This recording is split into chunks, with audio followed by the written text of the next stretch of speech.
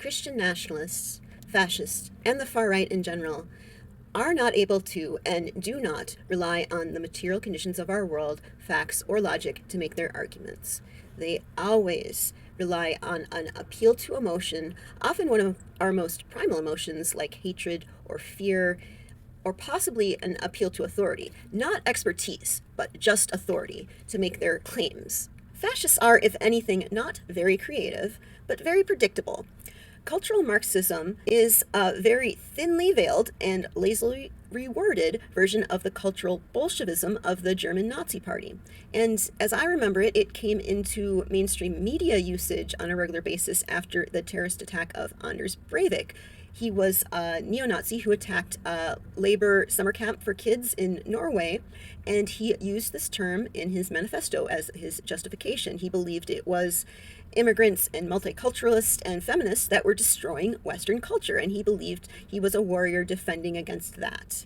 And later on, it was something that was adopted by Jordan Peterson, and he used the same type of argument, although he softened it a bit. He's still talking about threats to the West by people who are generally disliked and seen as inferior by fascists and the far right. And while I don't wish to belabor this point, because there are people who have enumerated it much better than I can, I want to stress that it could not be more clear that this is the playbook that they are drawing from. They are matching the rise of fascist movements throughout the 20th century, step for step. Their targets are the same. It is the same rhetoric. It is the same strategy. And I think we've done a disservice to younger people who learned about the Holocaust primarily as something that targeted Jews, which it did, but it was Jewish Bolshevism specifically. Jews were targeted because they were seen as foreign and as socialists.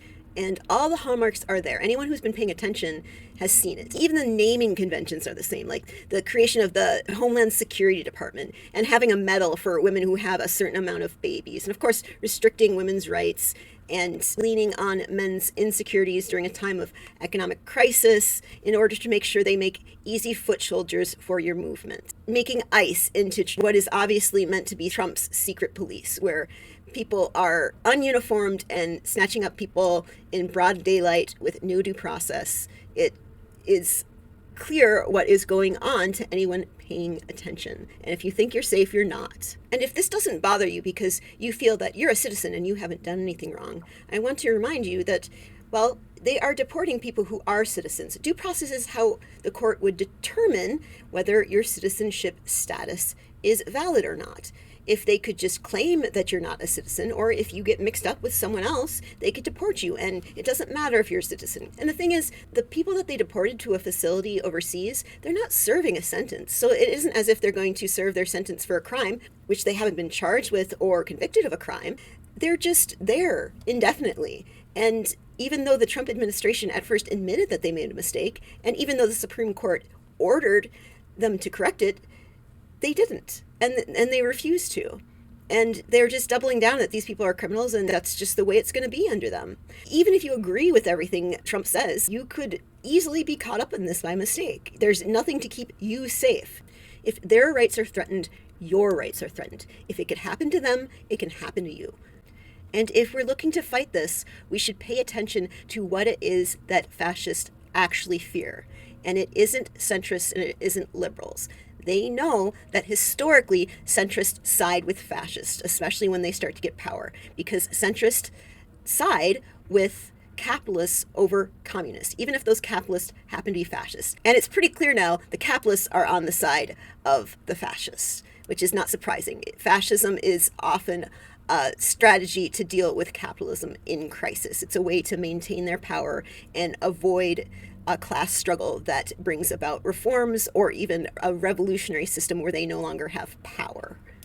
We cannot confront this until we offer genuine solutions to what people care about, their economic conditions that don't involve capitulating to capitalists. We need to nationalize industries. We need to be strengthening regulatory bodies, not tearing them down or watching idly as the Republicans do just because there isn't enough outrage. And that's the thing. There is no way that we can form mass movements to stoke enough outrage to stop all the things that they're doing. There's things that they're doing that we might not even know about for 10 years now. This is not an effective form of resistance. We need something much better, much stronger, that is led by and represents the interests of the working class. And I'm sorry, the Democratic Party has never done that, and they never will.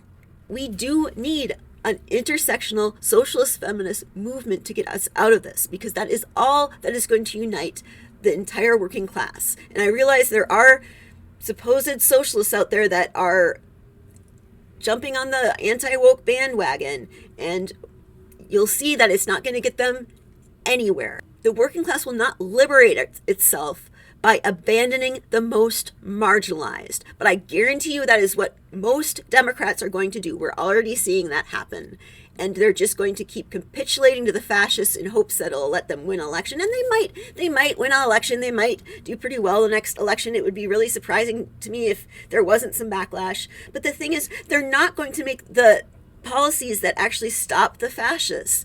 They aren't going to make bold steps to stop the people funding their campaigns, because they can't. If they did, they wouldn't win the elections. And they've set the system up so third parties can't get on the ballot. So we're in a really bad place. But I don't see this changing until we take a definitive and clear stance against the thing that is behind things like climate change and massive inequality and poverty and housing insecurity and mass incarceration and endless wars. It is capitalism. It is the fact that a small group of people have all the wealth and power, and all policies and decisions ultimately are designed for them to stay that way. We are not going to be liberated any other way until we change that.